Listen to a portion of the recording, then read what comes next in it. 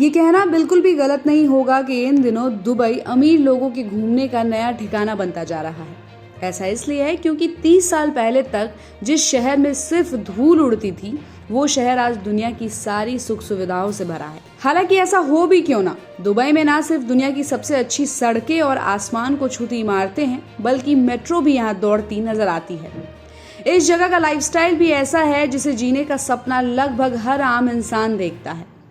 यही तो एक खास वजह भी है कि दुबई दुनिया के दूसरे देशों के मुकाबले सबसे बड़ा आकर्षण का केंद्र बना हुआ है। अब जब दुबई की बात चल ही रही है तो हर किसी के मन में खुद ब खुद दुनिया की सबसे लंबी इमारत बुर्ज खलीफा का नाम भी आ ही जाता है। लेकिन अब लग रहा है कि गगनचुंबी इमारतों को बनाने वाली कंपनी पर एक बड़ा पहाड़ टूटने वाला है। जी हाँ, दुबई की रियल एस्टेट कंपनी की भारतीय इकाई एमआर इंडिया पर हाल ही में ईडी की गाज गिरी है। तो आइए जानते हैं कि पूरा मामला आखिर है क्या। मामला है कि हाल ही में दुबई की रियल एस्टेट कंपनी की भारतीय इकाई एमआर इंडिया पर ईडी की गाज गिरी है।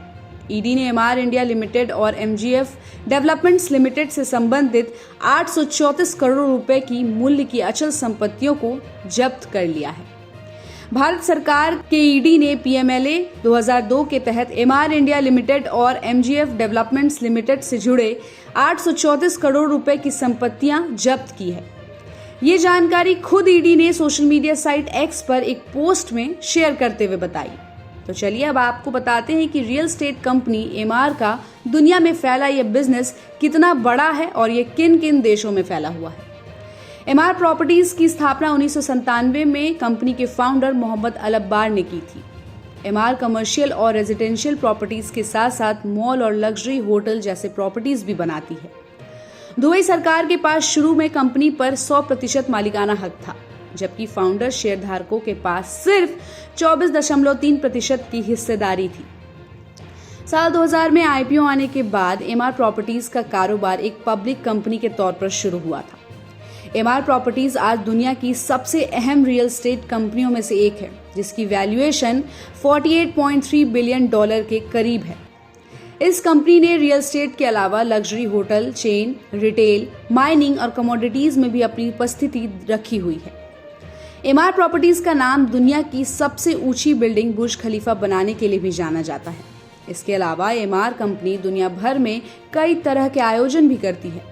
इसका सबसे बड़ा उदाहरण 2015 में न्यूयॉर्क में आयोजित न्यू ईयर सेलिब्रेशन इवेंट था, जो उस समय टीवी पर सबसे ज्यादा देखा जाने वाला शो बन गया था। इस शो ने गिनीज वर्ल्ड रिकॉर्ड्स में भी अपना नाम दर्ज करवाया था।